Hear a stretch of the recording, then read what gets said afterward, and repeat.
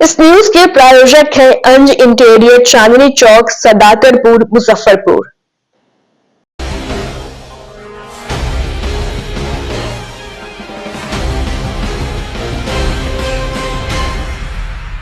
नमस्कार, मैं श्रुति और आप देख रहे हैं डन न्यूज। खबरों को आगे बढ़ाने से पहले आइए एक नजर डालते हैं उन खबरों पर जो बनी है आज की सुर्खियां।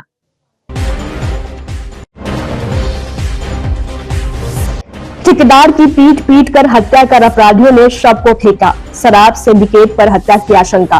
पुलिस कर रही है मामले की जांच।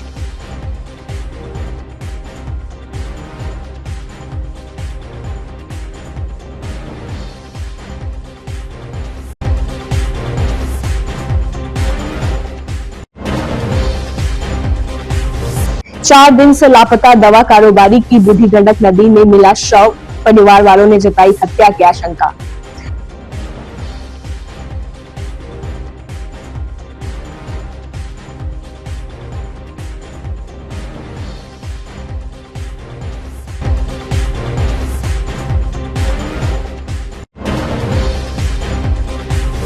और दिल्ली में भाजपा की जीत पर कार्यकर्ताओं में जश्न का माहौल। मुजफ्फरपुर में भाजपा कार्यकर्ताओं ने एक साथ मनाई होली और दिवाली।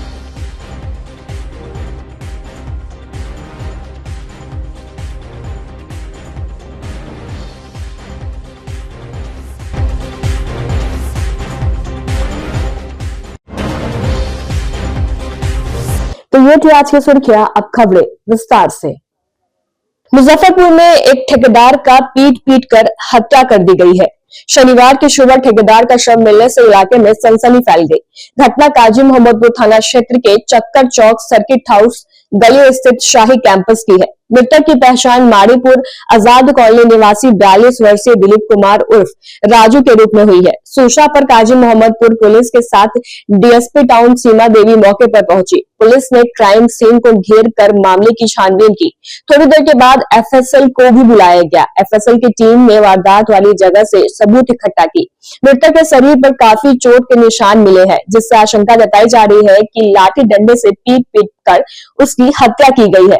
बताया जा रहा है कि मृतक राजू शराब के मामले में कई बार जेल भी जा चुका है। इन दिनों वह जमीन का काम कर रहा था।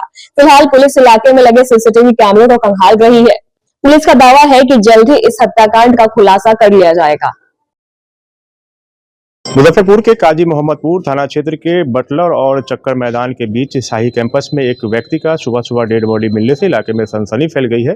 पुलिस मामले की जांच कर रही है। मौके पर डीएसपी टाउन 1 सीमा देवी पहुंचकर मामले की जांच कर रही है और प्रशिक्षु आईपीएस भी मौके पर पहुंची और मामले की जांच कर रही है। एफएसएल की टीम को बुलाया गया है जो घटना के मौके वारदात से साक्ष्य इकट्ठा कर रहे हैं और क्राइम सीन को घेर दिया गया है। तस्वीरों में आप देख सकते हैं और आशंका जताई जा रही है कि दूसरे जगह से हत्या करके यहाँ पर डेड बॉडी को शाही कैंपस में डेड बॉडी को जो गली है उसमें फेंक दिया गया है और किस रीजन से हत्या की गई है पुलिस इस मामले को टटोल रही है। और मृतक के जो शरीर पर कई जगहों पर चोट के निशान पाए गए हैं, जिससे आशंका जताई जा रही है कि पीट पीट कर उनकी हत्या कर गई। मृतक के परिजन हैं, उनसे भी हम जानने की कोशिश करते हैं। उनके भाई हैं। क्या सूचना दी गई थी आप लोग को? थाना से फोन गया था मेरे पास कि एक डेड बॉडी है, उसके पास से मोबाइल गाड़ी है, तो मोबाइल नंबर मेरे भाई का था, तो हम आए हैं तो अभी देखे हैं। ये किस अवस्था में बॉडी था यहाँ पे? अभी जैसा है वैसे ही है। क्या उनको शरीर पर निशान वगैरह? मारपीट का निशान है सर। क्या आशंका जता रहे हैं आप लोग? कोई मार के फेंका है। मार के फेंका। कहाँ रहते थे और क्या करते थे? ये कुछ पहले तो अगरबत्ती का एजेंसी लिए हुए था, अभी वो सब छोड़ करके कुछ ठेकेदारी उगदारी का काम करता था किसी के साथ। जमीन पे कारोबार से जुड़े हुए थे अभी हाल में? हाँ, यही सब कुछ, मतलब कोई जॉब नहीं था, कुछ कभी ठेकेदारी कर लिया, कभी कोई जमीन का कारोबार। अनमैरिड थे? अनमैरिड था। अच्छा, अनमैरिड। रात में कुछ बात हो पाई थी? लास्ट टाइम कब बात हुई थी आप? बड़े भाई हैं? हाँ, बड़े भाई हैं। लास्ट टाइम कब बात हुई आपसे? लास्ट टाइम 7-8 दिन पहले गांव आया हुआ था बाबा के श्राद्ध में, तो उसी समय बात हुआ था मेरे से। उसके बाद नहीं बात हुई। इधर बात नहीं हुई? नहीं, मेरे से बात नहीं हुआ इधर। कोई तरह का दिक्कत परेशानी कभी आपसे शेयर किए? नहीं, ऐसा तो कुछ नहीं बताया। लोगों पर शक आशंका है आप लोग? नहीं, हमको नहीं आशंका है किसी को। आशंका नहीं। अच्छा, रहने वाले आजाद कॉलोनी में रहते? आजाद कॉलोनी में हम लोग पहले रेंट पे रहते थे, तो अभी हम अपना घर खरीद लिए पकड़ी वास्तु विहार में, तो वो वहाँ हम लोग के साथ कुछ दिन रहा, फिर अपना अलग ही रहता था, अकेले रहता था। मम्मी पापा हम लोग के साथ रहते हैं, मम्मी पापा से मिलने आता था कभी कभी, लेकिन अलग रहता था अच्छा, अकेले। जो मृतक हैं वो कभी किसी मामले में जेल भी गए हैं? हम्म, किस मामले में जेल गए हैं? कभी दारू उरू पीने के मामले में, दारू पीता था उसी के मामले में जेल गए। जेल गया है। किसी पे आशंका संदेह वगैरह आपको? नहीं, हमको नहीं बाइक संदेह। भी मिला है उनका? बाइक, यही इसी बाइक। बाइक पे वो चलते थे? ये बाइक सही क्या चलता था। क्या नाम हुआ आपका? मेरा नाम दीपक कुमार सिंह। दीपक कुमार। मृतक के बड़े भाई हैं दीपक कुमार सिंह, उनको आप सुन रहे थे। उन्होंने कहा कि पीट पीट कर हत्या करके डेड बॉडी को यहाँ पर रखा गया है। क्राइम सीन पर सारे आला अधिकारी पहुंचे हैं। काजी मोहम्मदपुर थाना पुलिस के साथ में तमाम वो आला अधिकारी मौके पर जांच कर रहे हैं और इलाके का सीसीटीवी कैमरा भी खंगाला जा रहा है। डीएसपी टाउन 1 सीमा देवी घटनास्थल पर मैम लगातार तफ्तीश कर रही हैं और पीओ पर भी हैं, और क्राइम सीन देखने से लगता है कि बाहर से हत्या करके लाके रखी गई, चूंकि इंजरीज भी मिले हैं मृतक के बदन पे। क्या लग रहा है? शरीर पे निशान है, छाती पे लग रहा है डंडे से किसी से वैसे से प्रहार किया गया है। बाकी अभी कह नहीं सकते बाहर से लाया किया है, यही घटना हुई है। अभी उस पर हम जांच कर रहे हैं। किस अवस्था में डेड बॉडी था यहाँ? डेड बॉडी ऐसी बाइक लगा के, जैसे कोई आदमी बाइक लगा के खड़ी करके निकल के है, फिर लेटा हुआ शव मिला है घर के बाहर। तभी जो घर बंद है उसको हम खुलवाने की प्रोसेस कर रहे हैं। आगे कुछ होगा तब पता चल पाएगा। देखिए कि आसपास के लोगों से हमने बात किया और मृतक के परिवार से ही बात किया, तो उनका क्रिमिनल्स रिकॉर्ड है, शराब मामले में कई बार जेल, तो शराब सिंडिकेट भी हो सकता है? वो नहीं, शराबी है, वो खुद पीता था। वैसे सिंडिकेट का तो कोई इस तरह का नहीं मिला है। बाकी हम अभी पता करते हैं कितने केसेस वगैरह उस पे हैं। सीसीटीवी वगैरह? हाँ, सीसीटीवी हम दिखवा रहे हैं, बाइक से कैसे आया है, लाया गया है, खुद आया है, घटना कहाँ हुई अभी हम उस पर डिसाइड करेंगे। एफएसएल टीम जांच कर रही है अपनी। थोड़ा अगल बगल के घर खुल जाते हैं तो हम पूरी जांच के बाद ही बता पाएंगे बेसिक कारण क्या था उसका। हत्याकांड का खुलासा जल्द ही कर पाएंगे? कोशिश है, कर देंगे। डीएसपी टाउन 1 सीमा देवी को आप सुन रहे थे। उन्होंने साफ तौर पे कहा है कि आसपास के इलाकों का सीसीटीवी कैमरा खंगाला जा रहा है और क्राइम सीन पर जो भी साक्ष्य मिले उसे एफएसएल के द्वारा इकट्ठा किया गया है और लैब ले जाया गया है। पुलिस का दावा है कि जल्दी इस हत्याकांड का खुलासा कर लिया जाएगा। कैमरा पर्सन रविकांत के साथ आमिर, डे न्यूज, मुजफ्फरपुर। मुजफ्फरपुर के अहियापुर थाना इलाके के शेखपुर डाग इलाके से 4 दिन पहले रात में घर से गायब हुए एमआर का शव शनिवार को बूढ़ी गंडक से बरामद किया गया। एमआर की पहचान कामेश्वर सिंह का 38 वर्षीय पुत्र राहुल राज के रूप में हुई है। उसके गायब होने के बाद से ही उसकी खोज की जा रही थी। जानकारी के मुताबिक राहुल राज अपने घर से कुछ सामान लेने के लिए निकले और फिर लौटे ही नहीं। शनिवार को राहुल का शव बूढ़ी गंडक नदी स्थित चंदवारा घाट में मिला। घटना की जानकारी के बाद मृतक के परिवार में मातम छा गया। बेटे का शव देखकर परिजनों में चीख पुकार मच गई। सूचना पर पहुंची अहियापुर थाने की पुलिस ने छानबीन करने के बाद शव को पोस्टमार्टम के लिए मेडिकल भेज दिया। मृतक के परिजनों ने हत्या की आशंका जाहिर की है। परिजनों ने कहा कि उन्हें पहले से ही आशंका थी कि राहुल को बुलाकर उसकी हत्या करके पानी में फेंक दिया गया है। राहुल उस दिन घर आया था और पिता को खाना देने के बाद बाहर चला गया था। बताया जा रहा है कि वह एक किराना दुकान के पास 10 मिनट रुका था। उसके बाद अखाड़ा घाट पुल की तरफ चला गया, फिर लौटा ही नहीं। परिजनों ने बताया कि उसका कुछ लेन देन का भी विवाद था और उसको मोबाइल फोन पर धमकी भी दी जाती थी। राहुल राज की 5 जून 2017 में शादी हुई थी। उसके बाद से उसने कई काम किए थे और अब एमआर का काम कर रहा था। इससे पहले भी उसको धमकी मिलती थी। डीएसपी टाउन 2 बबीता सिन्हा ने बताया कि मामले की छानबीन की जा रही है।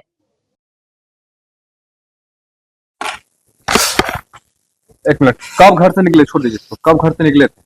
9:29 पर कब 28 निकले थे? 4 तारीख को रात्रि में। क्या हुआ था? कोई कैसे निकले? कौन बुलाया? किसी ने नीचे, ये ऊपर रह रहे थे, 2 मंजिला मकान है, नीचे से कोई पुकारा राहुल भैया, उसके बाद ही निकल के गए। उसके बाद ही वापस नहीं आए। थाना में आप लोग कंप्लेन किए थे? 5 तारीख को कंप्लेन किए। कहाँ के रहने वाले? ये अखाड़ा घाट शेखपुर के रहने वाले हैं। डेरा यहाँ है मीनापुर थाना अंतर्गत झिटकहिया गांव है, वहीं के रहने वाले हैं। वही यहाँ डेरा में रह रहे थे? हाँ, अपना मकान है, अपना बाबा दादा का ही मकान है।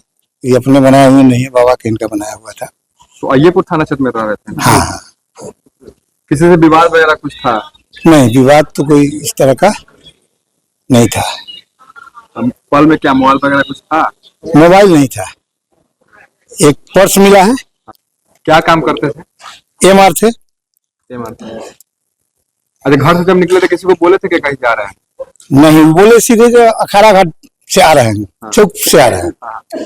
तो घर के और घाट की दूरी बहुत नजदीक ही है। आदमी थोड़ा भी होगा तो चौक है उसका जहाँ जन्म लिया, तो स्वाभाविक बात है कि 10 वो संपर्क, इसके बाबा ही रहते थे। उस समय बहुत खाली जगह था, कोई इस जगह रहने वाला नहीं था।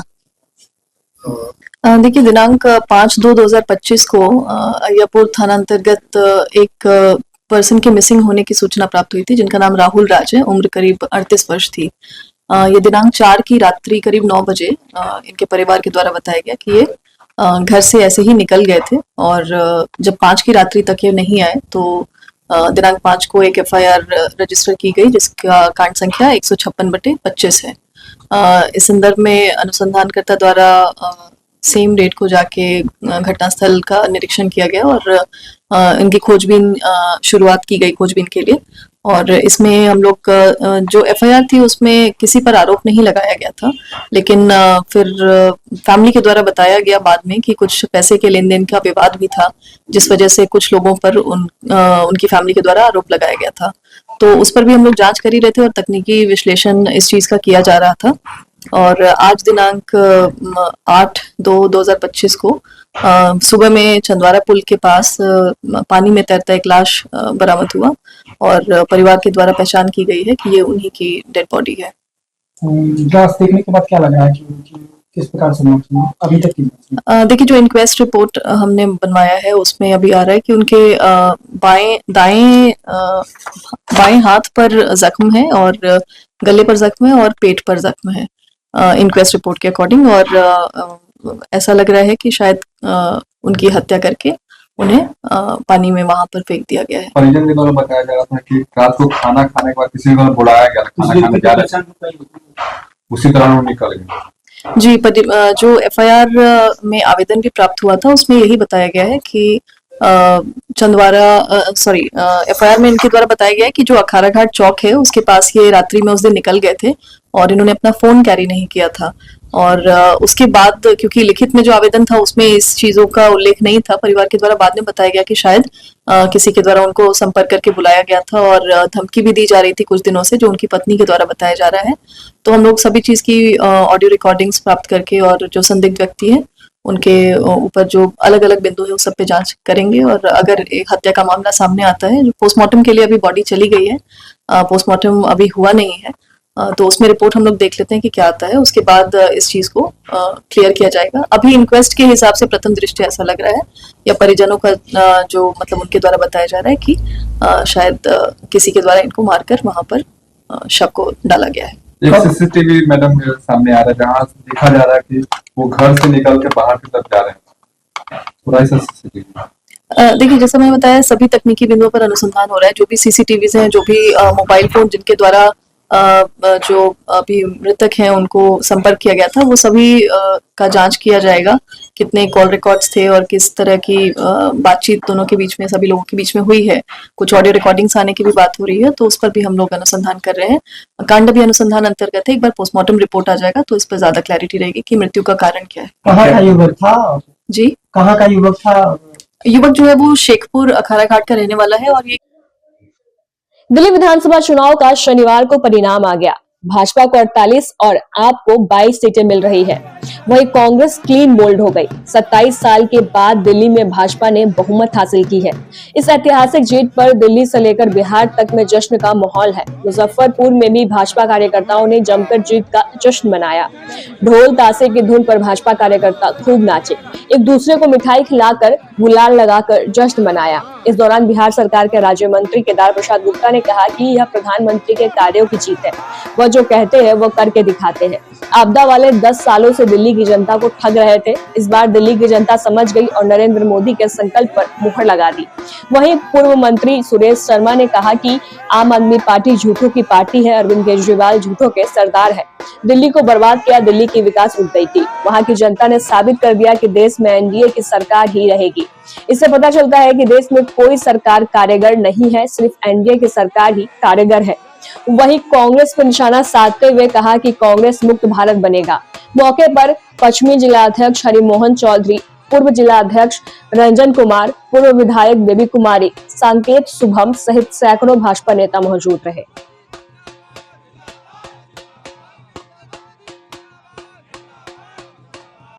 दिल्ली की जनता ने, सबसे पहले तो दिल्ली की जनता को बहुत बहुत बधाई मुफ्तखोरी को उन्होंने बहुत प्रेम से नकारा है। और दिल्ली की जनता ने बता दिया कि मुफ्तखोरी से बहुत दिन ज़्यादा तक हम किसी को बहला के नहीं रख सकते हैं, या दारू पिला के बहुत दिनों तक हम किसी को नशे में नहीं रख सकते हैं। बहुत बहुत बधाई के पात्र हैं दिल्ली की जनता, दिल्ली की माताएं और दिल्ली के युवा साथी जो मुफ्त के चीज़ को नकार दिए, युवा साथी जो दारू को नकार दिए, और उनका फिर से विश्वास, अटूट विश्वास 27 वर्षों के बाद मोदी के राज में, मोदी में विश्वास जताया है उन्होंने, और जता दिया कि भाजपा जो है और नरेंद्र मोदी के नेतृत्व में ही वास्तव में दिल्ली का विकास होगा। जिस तरह से केजरीवाल शीश महल बनाकर नौटंकी करके जनता के पैसा को लूटा, दिल्ली की सड़कों को उसने कूटा, सारे सड़कों को उसने तालाब बना दिया।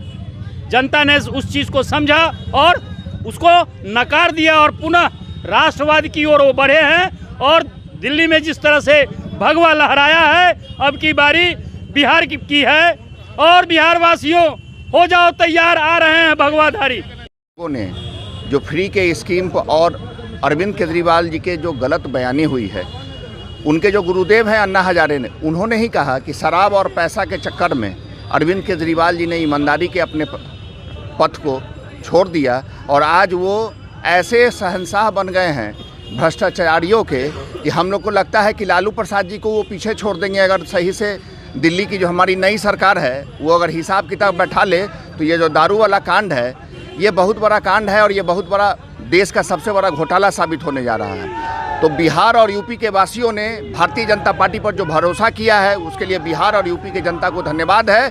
और इसी तरह किसी भी फ्री के स्कीम को, फ्री की बात को आप दरकिनार करते रहिए और भ्रष्टाचारियों को मिटाना है और नरेंद्र मोदी को लाना है। तो मोदी जी भी चावल बांट रहे हैं। देखिए, जनता के लिए जो स्कीम है वो चावल आपको घूस में नहीं बांट रहे हैं, वो एक बिजली पानी मूलभूत सुविधा फ्री दे रहे हैं, तो उसमें क्या गलत दे रहे हैं? बिजली पानी मुफ्त में देना, आप रेट कम कर दीजिए ना, फ्री में मत दीजिए। बिहार में कहाँ रेट कम हो रहा है? बिजली के मीटर से सब देखिए, बिहार में जो स्मार्ट मीटर की जो समस्या आई है, जो भी लोगों से आप बात करेंगे जिनका पहले का बिल ज़्यादा था, 2000 नया मीटर में जो बिल आ रहा है वो नए मीटर के बिल की समस्या ये है। दिल्ली के लिए स्कीम अलग है, बिहार के लिए स्कीम नहीं, दिल्ली में आम आदमी पार्टी की सरकार थी जो लोगों को फ्री देती थी और लूट के पैसे से उसका संरचना करती थी। लूटा जा रहा है। अब क्या है कि अब यहाँ क्या है कि आपको हर चीज में सब्सिडी का प्रयोजन होगा।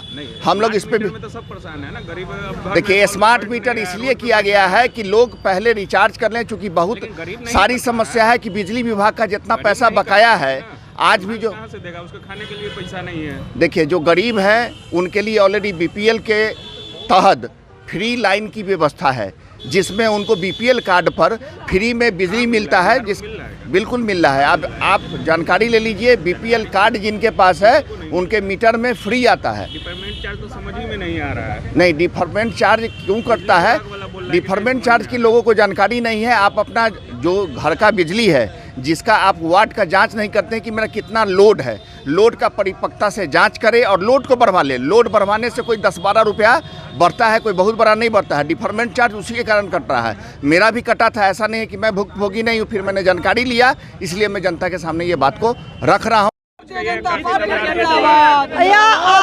आदरणीय देश के प्रधानमंत्री नरेंद्र मोदी जी को बहुत, बिहार की बेटी होने के नाते उनका बहुत बहुत धन्यवाद और आभार प्रकट करती हूँ। और दिल्ली का जनता ने दिखा दिया कि एक ही ऐसा शख्स है कि जो विकास का गंगा बहाने का काम करेगा, डेवलप करेगा, वो है नरेंद्र मोदी जी। आज दिल्ली में जो परिणाम आया, अरविंद केजरीवाल जो कहते थे कि कहावत है कि नानी दादी से सुने हुए हैं कि लकड़ी का काठ कितना दिन चढ़ेगा, दूसरा बार किसी तरह घींच तिर के चला।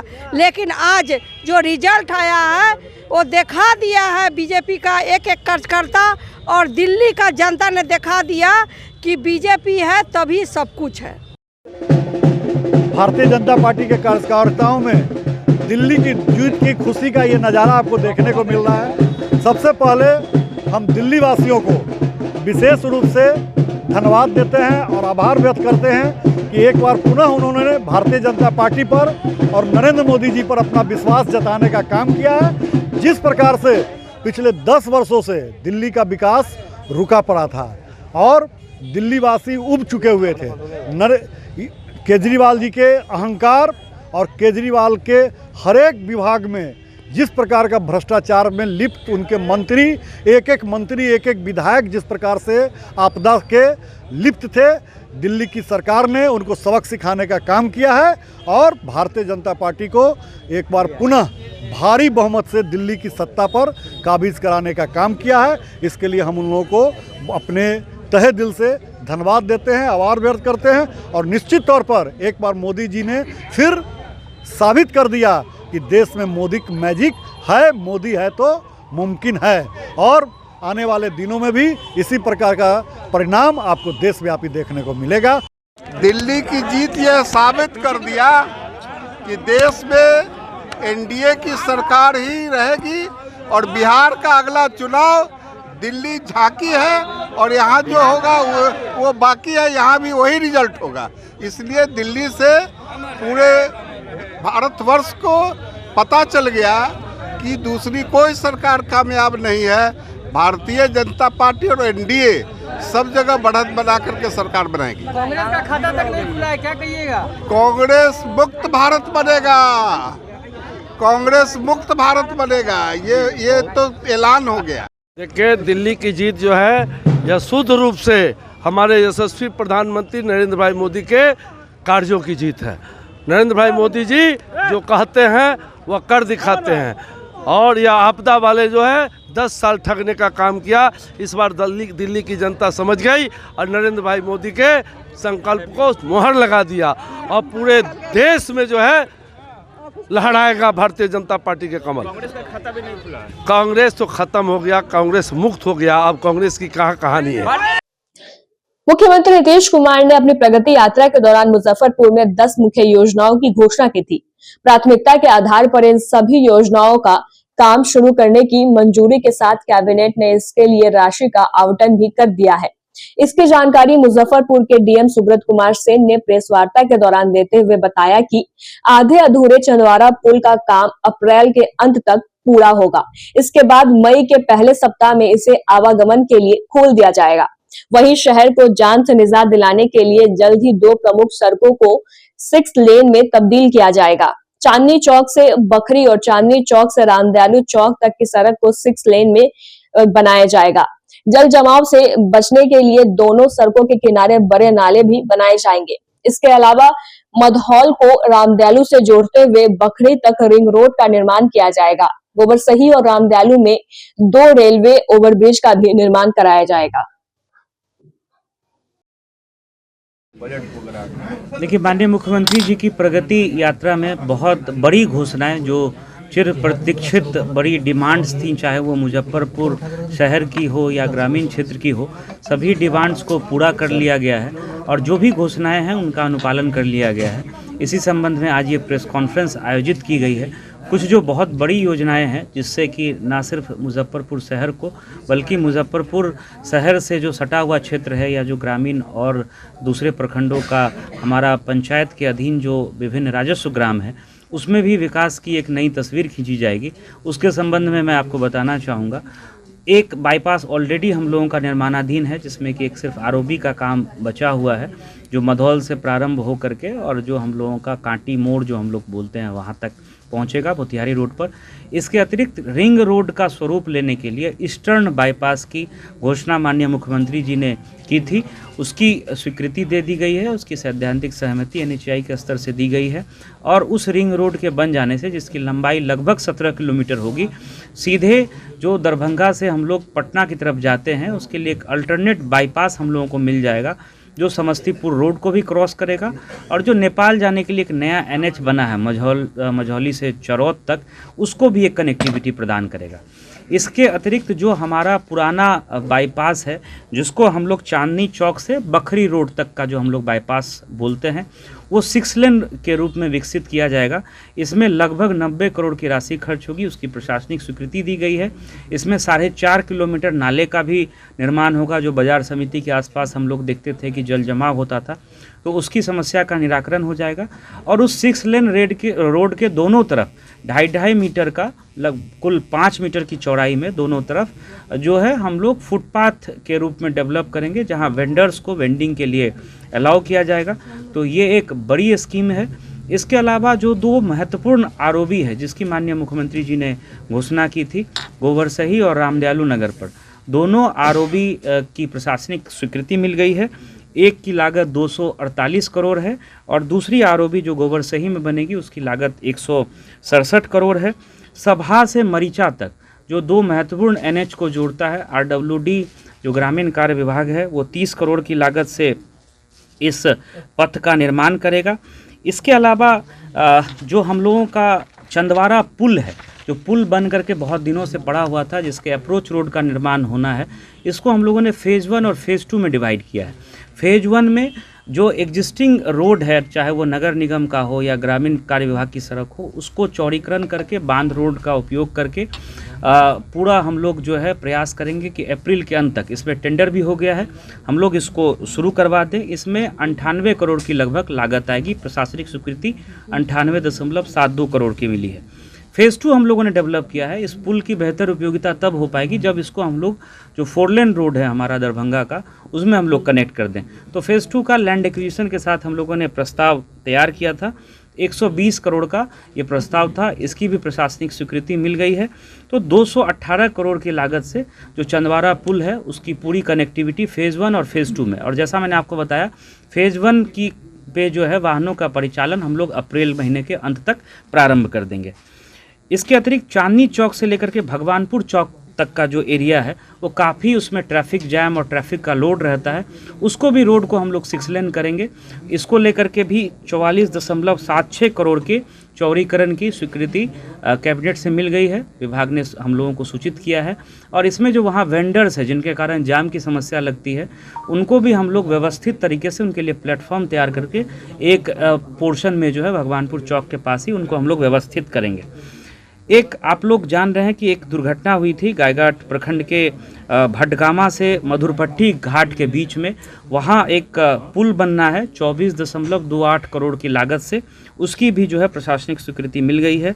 16 करोड़ की लागत से औराई प्रखंड में 3 पुलों का निर्माण होना है जो ग्रामीण कार्य विभाग करेगा, उसकी प्रशासनिक स्वीकृति मिली है। बंदरा प्रखंड अंतर्गत बरगांव से शंकरपुर पथ है, इसमें 11.61 करोड़ राशि खर्च होगी, इसकी भी स्वीकृति मिल गई है।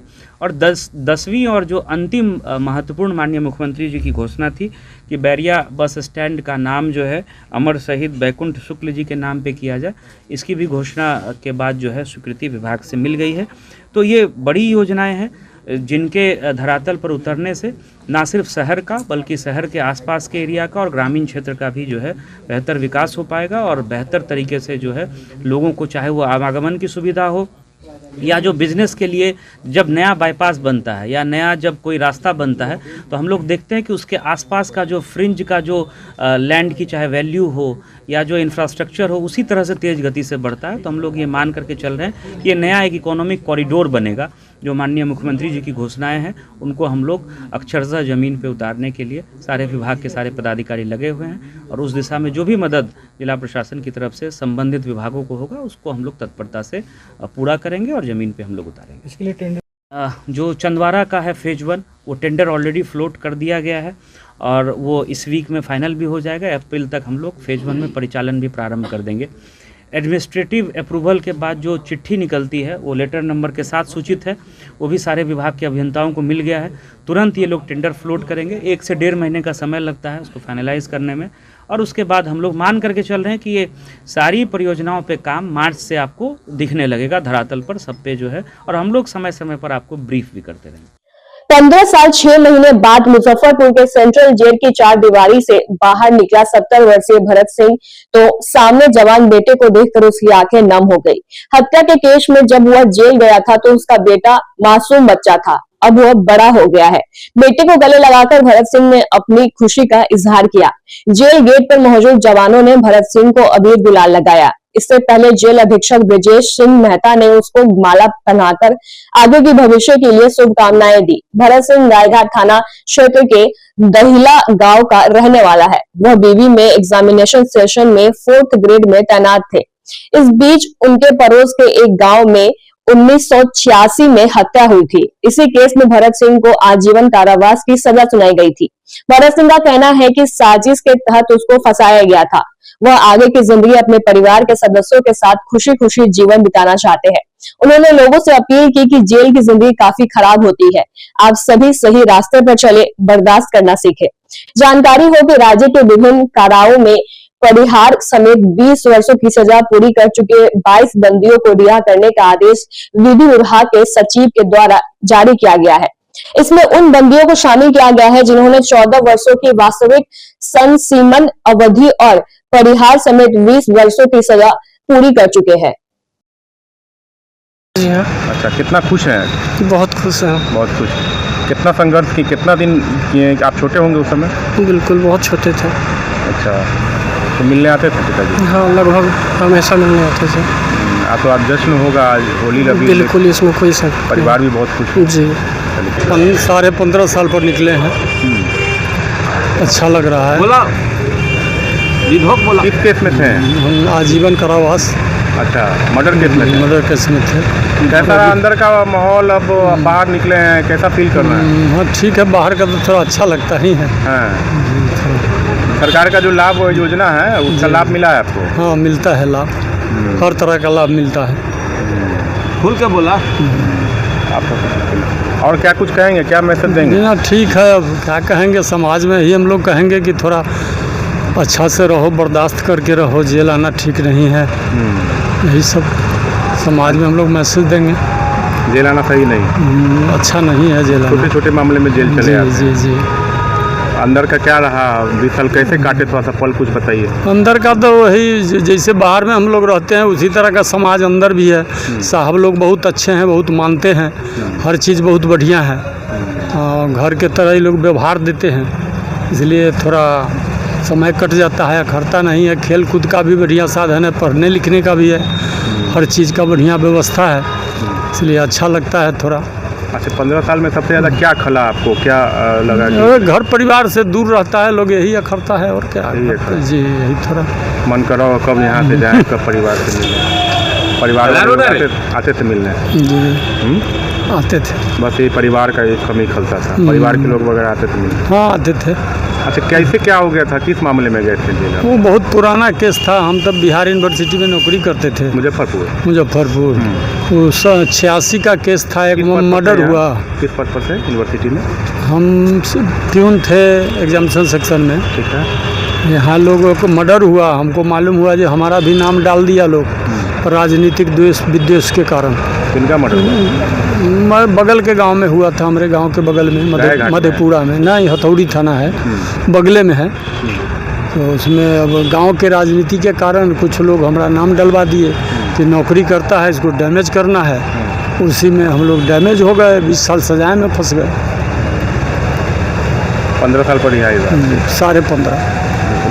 सरकार की योजना उसका लाभ मिला? जी हाँ, हर तरह का लाभ मिला। जेल में कोई दिक्कत नहीं है, बहुत अच्छा व्यवस्था, हर व्यवस्था है यहाँ। खेल कूद से लेके पढ़ाई लिखाई, भोजन, हर चीज़ बढ़िया है यहाँ, कोई दिक्कत नहीं। वक्त हो चला है एक छोटे से ब्रेक का। ब्रेक के बाद तुरंत हाजिर होते हैं, तब तक के लिए बने रहिए हमारे साथ और देखते रहिए डन न्यूज। अगर आप भी चाहते हैं अपने घर को सपनों का घर बनाना और किफायती दर में, तो आइए अंज इंटीरियर में, जो कि आपको दे रहा है एक सुनहरा मौका, जिससे आप अपने घर को सपनों का घर बना सकते हैं। हमारी सुविधाओं का लाभ आप घर बैठे पूरे भारत में कहीं भी ले सकते हैं। हमारे यहाँ कंसुलेशन में planning, 2D drawing, designing, material selection, execution और साइट विजिट में रिनोवेशन, 3D डिजाइन समेत सभी प्रकार के डिजाइन आप किफायती दरों में करवा सकते हैं। हमारा पता है अंज इंटीरियर, चांदनी चौक से सदातपुर रोड स्थित C8 शॉपी के फर्स्ट फ्लोर पर, मुजफ्फरपुर। हमारा फोन नंबर है 9263237503। ऑल ओवर एक्चुअली बेसिकली हमारा जो ये डिज़ाइन का काम है, तो ऑल ओवर हम लोग इंडिया टारगेट करते हैं। हमारे पास गुवाहाटी के भी प्रोजेक्ट्स है, वडोदरा के भी प्रोजेक्ट्स है, वी आर वर्किंग, मुजफ्फरपुर का भी प्रोजेक्ट्स चल रहा है।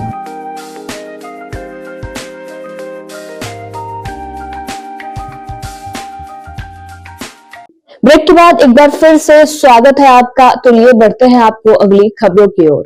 अमेरिकी राष्ट्रपति डोनाल्ड ट्रंप सरकार द्वारा प्रवासी भारतीयों को सैन्य विमान से भारत भेजे जाने के विरोध में जिला कांग्रेस कमेटी द्वारा जिला कांग्रेस कार्यालय मुजफ्फरपुर के तिलक मैदान से सरियागंज सावर चौक तक जिला अध्यक्ष अरविंद कुमार मुकुल के नेतृत्व में पदयात्रा करते हुए विरोध प्रदर्शन किया गया। मौके पर अरविंद कुमार मुकुल ने कहा कि आजादी के बाद से आज तक ऐसी हिम्मत किसी देश ने नहीं की कि जैसी गुस्ताखी अमेरिका की सरकार ने की है। नमस्ते ट्रंप कार्यक्रम करने वाले मोदी सरकार से हम पूछना चाहते हैं कि क्या मोदी सरकार को पता नहीं था कि अमेरिका भारतीयों को बेड़ी पहनाकर भारत भेजने वाला है। अमेरिका में रहने वाले 7.25 लाख भारतीयों में अभी कितने भारतीय को ट्रंप सरकार ने डिटेंशन सेंटर में रखा है। प्रधानमंत्री को इसका जवाब देना होगा। देश को विश्वगुरु बताने वाले प्रधानमंत्री आज बैकफुट पर नजर आ रहे हैं। बिना खाना पानी दिए पैर में बेरिया डालकर विमान से भेजना, ऐसी हरकत तो कोई जानवर के साथ भी नहीं करता है। प्रधानमंत्री नरेंद्र मोदी को या तो अमेरिका सरकार की आंखों में आंखें डालकर सवाल पूछना चाहिए या फिर नैतिकता के आधार पर इस्तीफा देना चाहिए। मौके पर महेंद्र श्रीवास्तव, जूही प्रीतम, अब्दुल वारिस सदाम, विकास कुमार टुल्लू, रियाज अहमद डेजी, शाबिहुल हसन लाल बाबू, त्रिभुवन पटेल, मोजका कीर रहमान, जावेद खान सहित दर्जनों कांग्रेस नेता मौजूद रहे। अप्रवासी भारतीयों को ट्रंप सरकार, अमेरिकी सरकार के द्वारा सैन्य विमान से जो हथकड़ी पैर में और हाथ में लगाकर और उनको पानी तक नहीं दिया गया, किस तरह का अवमाननीय उन लोगों के साथ किया। इसके विरुद्ध में, ट्रंप सरकार के विरुद्ध में, अमेरिकी हुकूमत के विरुद्ध में जिला कांग्रेस कमेटी मुजफ्फरपुर के तत्वाधान में टावर चौक पर हम लोग प्रदर्शन कर रहे हैं कि यह आज तक आज़ादी के बाद आज तक अमेरिकी सरकार या विश्व में कभी भी ऐसा अमानवीय हरकत कोई देश नहीं किया था। आज अमेरिकी ट्रंप सरकार यह बता दी है कि वह शुरू से हिंदुस्तान विरोधी रहा है और रहेगा। आँख में डाल के बात करना चाहिए कि हमारे अप्रवासी भारतीय नागरिक के साथ ऐसा व्यवहार दुर्व्यवहार क्यों किया गया। इसमें भाजपा का कोई बयान नहीं आ रहा है कि भारतीय नौटंकी पार्टी है, जुमलेबाज पार्टी है। सिर्फ जुमलेबाजी करना, यह जो है गणेश भगवान को एक दिन में दूध पिलाने वाली पार्टी है। सिर्फ हिंदू मुस्लिम करके देश को बर्बाद कर रही है। आज पूरा भारत देख रही है जिस तरह से ट्रंप सरकार, अमेरिकी हुकूमत हमारे भारतीय प्रवासी नागरिक के साथ जिस तरह का दुर्व्यवहार किया गया। आज भारत पूरा संसार कर दिया है यह प्रधानमंत्री और केंद्र सरकार, भाजपा सरकार। हम मांग कर रहे हैं कि या तो आंख में आंख डाल के बात करो ट्रंप से, और नहीं तो मोदी सरकार इस्तीफा दो। फेयर प्राइस डीलर्स एसोसिएशन ने मुजफ्फरपुर के समाहरणालय परिसर में एक दिवसीय धरना दिया। जिलाध्यक्ष अरुण कुमार चौधरी की अध्यक्षता में प्रदर्शन हुआ। जिलाध्यक्ष ने राज्य सरकार पर पीडीएस दुकानदारों के साथ सौतेला व्यवहार करने का आरोप लगाया। उन्होंने सरकार से पीडीएस दुकानदारों को पूर्व की तरह अनुकंपा का लाभ देने, 2001 का कंट्रोल एक्ट लागू करने, 5G पॉस मशीन और बोरे के वजन समेत नेट वेट में डिलीवरी देने की मांग की। केंद्र सरकार द्वारा पॉस मशीन संचालन के लिए पहले 17 रुपए और अब 21 रुपए प्रति क्विंटल देय राशि को एक मुश्त देने की बात कही। वर्ष 2020 का बकाया मार्जिन मनी कमीशन भुगतान करने की भी मांग रखी। एसोसिएशन के 5 सदस्यीय प्रतिनिधि मंडल ने डीएम से मिलकर 8 सूत्रीय मांग पत्र सौंपा। प्रतिनिधि मंडल ने कहा कि जब तक सरकार उनकी मांगे पूरा नहीं करेगी, आंदोलन और हड़ताल जारी रहेगा। क्यों प्रदर्शन कर रहे हैं? हमारी मुख्य मांगे हैं। हमारे अंबिका बाबू ने पटना में आज 17वें दिन अनशन पर बैठे हुए हैं। उसमें पहली मांग है 30,000 रुपया कम से कम मानदेय देना होगा। किन लोगों को? हमारे विक्रेताओं को, जन वितरण के बिहार की जन किसी अन्य स्टेट में कहीं 250 कुंटल, कभी 150 कुंटल, कभी 200 कुंटल, झारखंड में 150 रुपये कुंटल, चंडीगढ़ में 250 रुपये कुंटल, गोवा में 200 रुपये कुंटल, गुजरात में 30,000 रुपये 20,000 रुपये मानदेय की घोषणा हो गई है। उसी तर्ज पर जब वन राशन वन कार्ड है तो हमारा भी commission one nation one commission होना चाहिए, ये मांग है। दूसरा मांग है कि हमको अनुकंपा का लाभ मिले। अनुकंपा का लाभ पहले जब डीलर के आजीवन जब भी मृत्यु होती थी उनके आश्रितों को दिया जाता था। अब उसका समय सीमा 58 वर्ष कर दिया गया है। वो 58 वर्ष न करके हमको जब तक डीलर जब भी उनकी मृत्यु होती है, आकस्मिक मृत्यु होती है, उनको अनुकंपा का लाभ दिया जाए। तीसरा मांग है, अनाज से बहुत ही घटिया किस्म के अनाज दिया जाता है, जिसको CMR कहते हैं। CMR में भ्रष्ट अफसर लोग 160 रुपये कुंटल लेके जिला प्रबंधक इतना सड़ा गला चावल, जो आप लोगों का भी कंप्लेन आता होगा, इतना सड़ा गला चावल है जो देने पर मजबूर किया जाता है। अगर विक्रेता अगर नहीं उतारता है तो उसमें SDO रैंक के पदाधिकारी का, मजिस्ट्रेट रैंक के पदाधिकारी का होता है, जो नहीं उतारे हो कि हमको आना होगा। तो इस तरह के उसके बाद जनता हम लोगों को धमका कहती है जो बेच के ले आया। तीसरा हमारा है मुख्य मांगे, जो साप्ताहिक छुट्टी नहीं मिल रहा है, साप्ताहिक छुट्टी नहीं मिल रहा है, उसको साप्ताहिक छुट्टी दिया जाए। उसके बाद हमारे कमीशन जो है कमीशन दिया जाए। जिला प्रबंधक भ्रष्ट है। हम लोग कुल्हनी गोदाम में सब 7 सदस्यीय AGM का टीम, 3 सदस्यीय जिला पदाधिकारी ने कमेटी गठन किया था। उसमें सब लोग कितना बचत हो जाता है राशन डीलरों को? 30 कुंटल, 40 कुंटल है, 50 कुंटल है, तो जाए 3000, 2000, जिसमें 3 आदमी हमारा नॉमिनी, 2 आदमी नॉमिनी है, वो जिला अपने डीलर है। तो महीनों भर दुकान खोल के देना है, जब तक विक्रेता है उसको देना है। नहीं, अगर कोई विक्रेता कंप्लेन कर देता है, नहीं दिया तो उस पर हम लोग को कार्रवाई किया जाता है। जाँच के लिए MO साहब को भेज दिया जाता है। तो हम लोग को मजबूरन उस पर कार्रवाई वो लोग अपना करते हैं बिना दोष दंड के। पूरे बिहार में प्रदर्शन कर रहे हैं? पूरा बिहार में प्रदर्शन। ध्वजा प्रसाद साहू स्मारक समिति के द्वारा शनिवार को मुजफ्फरपुर के सरियागंज स्थित श्री नवयुवक समिति ट्रस्ट के सभागार में ध्वजा प्रसाद साहू की पुण्यतिथि पर श्रद्धांजलि सभा का आयोजन किया गया। उपस्थित लोगों ने ध्वजा प्रसाद साहू के छायाचित्र पर पुष्प अर्पित कर उन्हें श्रद्धांजलि अर्पित की और उनकी जीवनी पर चर्चा की। मौके पर समिति के सचिव संजीव साहू ने बताया कि स्वतंत्रता सेनानी ध्वजा प्रसाद साहू की आज 38वीं पुण्यतिथि है। गरीब परिवार में जन्म लेने के बाद भी औराई जैसे प्रखंड से निकलकर उन्होंने राष्ट्रीय नेता के रूप में अपनी पहचान बनाई। खादी ग्राम उद्योग से जुड़कर आम लोगों को कैसे रोजगार उपलब्ध हो, इस पर उन्होंने विशेष रूप से कार्य किया। मौके पर विधान पार्षद बंशीधर ब्रजवासी, पूर्व मंत्री सुरेश शर्मा, पूर्व विधान परिषद सदस्य गणेश भारती, इतिहासकार डॉक्टर अजीत कुमार, दो भगवान लाल सहनी, गांधी शांति प्रतिष्ठान के सचिव सुरेंद्र कुमार, सर्वोदयी परमहंस सिंह, देवीलाल, वरिष्ठ कवि एवं साहित्यकार डॉक्टर संजय पंकज, कांग्रेस जिला अध्यक्ष अरविंद कुमार मुकुल, रजत जिला अध्यक्ष रमेश गुप्ता सहित कई गणमान्य लोग मौजूद रहे। स्वतंत्रता सेनानी ध्वजा प्रसाद साहू जी की 38वीं पुण्यतिथि है। ध्वजा बाबू को पूरे राष्ट्रीय नेता के रूप में माना गया। सर्वोदय, खादी, गांधी की जहाँ भी चर्चा होती है वो वहाँ ध्वजा बाबू की चर्चा होती है। एक गरीब परिवार में जन्म लेने वाले औराई प्रखंड में वहाँ से निकल के राष्ट्रीय पहचान बनाने का काम ध्वजा बाबू ने किया। मुख्य रूप से गरीबों, कमज़ोर वर्गों का पर काम था। ग्रामोद्योग से कैसे उनको रोज़गार मिले, खादी का काम बढ़े और उसको रोज़गार से जोड़ने का काम आम आदमी कैसे जुड़े, ये ध्वजा बाबू ने पूरे देश में किया। गांधी जी के अनन्य सहयोगी थे। उसमें सीतामढ़ी से उनको टिकट मिला था और उन्होंने इस कांग्रेस के टिकट से इनकार किया कि मुझको गांधी जी ने व्रत लिया है कि हम आपको ग्रामीण विकास के लिए जाना है, राजनीति में नहीं जाना है, इसलिए उन्होंने इलेक्शन लड़ने से मना किया। ये ऐसे त्यागी थे और गरीब परिवार में जन्म लेके पूरे राष्ट्रीय पहचान उन्होंने बनाया। ये इसलिए आज उन्हीं की चर्चा आज हो रही है। काफ़ी लोग आए हुए हैं, सब कोई अपना अपनी बात कर रहे हैं। साहित्य श्री डॉक्टर शिवदास पांडे विचार मंच के द्वारा रविवार को मुजफ्फरपुर रामगोला स्थित प्रजापति ब्रह्मा कुमारी ईश्वरीय विश्वविद्यालय के सुख शांति भवन में हिंदी भाषा साहित्य के साधक रचनाकार डॉक्टर शिवदास पांडे की जयंती पर स्मरण अभिनंदन किया गया।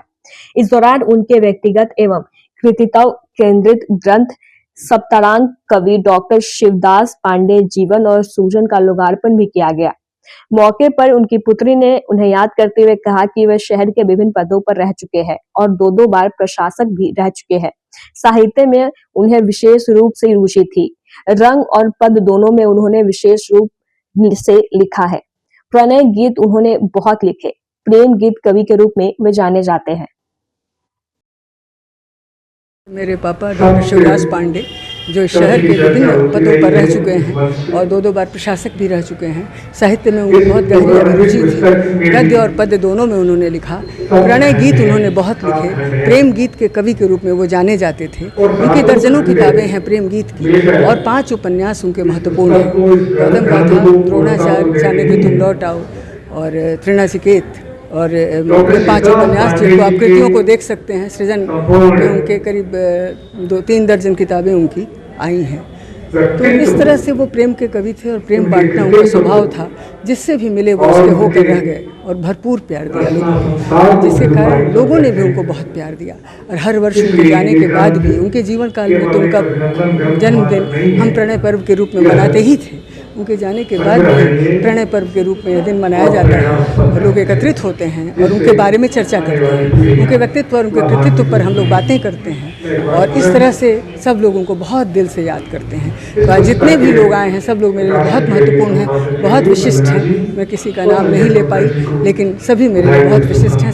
हिंदी प्रेम गीत के श्रेष्ठ कवि गीतकार डॉक्टर शिवदास पांडे जी, जो आत्मीय राग के गीत गंधर्व थे और साथ ही साथ उन्होंने सांस्कृतिक, पौराणिक और ऐतिहासिक जिन उपन्यासों का सृजन किया है वे उपन्यास द्रोणाचार्य, गौतम गाथा, चाणक्य, तुम लौट आओ, जगतगुरु शंकराचार्य और नचिकेता के व्यक्तित्व पर केंद्रित तृणचिकेत, इसके साथ ही साथ दर्जनों काव्य ग्रंथ उन्हीं की आज जयंती है और जयंती के अवसर पर उनके व्यक्तित्व और कृतित्व पर केंद्रित सप्तराग नाम का एक मोटा ग्रंथ संपादित हुआ, उसका लोकार्पण भी हुआ है। डॉक्टर शिवदास पांडे मुजफ्फरपुर के साहित्यिक अभिभावक की हैसियत से, निर्देशक की हैसियत से और सांस्कृतिक पुरुष की हैसियत से कई पीढ़ियों को गढ़ते रहे, रचते रहे। निरंतर सुधांजलि जो उनकी साधना स्थली है उसमें रहकर लगातार रचनाकारों की कई पीढ़ियों को सृजित करते हुए वे निरंतर लिखते रहे और लिखते रहे समय को, लिखते रहे परंपरा को, संस्कृति को और भारतीयता को विश्व मानव की हैसियत से भी, दृष्टा की हैसियत से भी, ऋषि सृष्टा की हैसियत से भी ऐसे ही बड़े गीतकार, रचनाकार और यशस्वी कालजयी उपन्यासकार डॉक्टर शिवदास पांडे जी की आज जयंती के अवसर पर प्रजापिता ब्रह्मा कुमारी ईश्वरीय विश्वविद्यालय इसके पास बन कक्ष में उनकी जयंती का आयोजन किया जा रहा है। बहुत बहुत धन्यवाद। उत्तर बिहार में पहली बार आपके अपने मुजफ्फरपुर स्मार्ट सिटी में खुलने जा रहा है जींस टेलर शूटिंग सेटिंग का एक्सक्लूसिव आउटलेट, जहां आपको एक ही छत के नीचे हर वर्ग के लोगों के लिए कपड़ों की विशाल कलेक्शन उपलब्ध है, जैसे कोट, पैंट, शेरवानी, कुर्ता पैजामा के साथ साथ जींस एवं कार्ट्राइज कपड़ों का विशाल रेंज उपलब्ध है। जींस टेलर शॉप के प्रोपराइटर इश्तियाक अहमद नन्हे ने बताया कि हमारे यहाँ जींस के 50 से अधिक कलर के कपड़े उपलब्ध है, जिसको ग्राहक पसंद कर अपनी पसंदीदा फिटिंग के अनुसार हमारे शॉप से ही सिलवा भी सकते हैं। कपड़ों की कंपनी की बात करें तो हमारे यहाँ Raymond, Siyaram, Arvind, Birla, Century, Icon, Linen Club, Bimal सहित अन्य मल्टीनेशनल कंपनी की विशाल रेंज उपलब्ध है। साथ ही ओपनिंग के मौके पर ग्राहकों के लिए खरीदारी पर फ्लैट 25% का डिस्काउंट भी दिया जाएगा। इश्तियाक अहमद ने शहरवासियों से अपील करते हुए कहा कि 9 फरवरी को जींस टेलर शूटिंग सेटिंग का भव्य शुभारंभ किया जा रहा है, जिसमें सभी शहरवासी शामिल होकर इस प्रतिष्ठान को अपना आशीर्वाद जरूर दें। 9 फरवरी को जो है हमारे नए दुकान का ओपनिंग होने जा रहा है, जिसका एड्रेस है चटर्जी इनक्लेव, पांडे गली, मोतीझील, मुजफ्फरपुर। आपको कल्याण जेवलेस के जस्ट पीछे है। क्या कुछ मिलेगा यहाँ पे? हमारे यहाँ तो ऐसे शूटिंग साटिंग का टोटल कपड़ा तो है ही है जो हर जगह मिलता है, और सबसे बड़ी बात यह है कि जो हमारे यहाँ जीन्स जो होता है, जीन्स का कपड़ा हमारे यहाँ इतना है, इसका लगभग 50-60 कलर है और कोटराइज का लगभग 40 से 50 कलर है, जो आपको रेडीमेड में भी जो है उतना कलर नहीं मिल सकता है।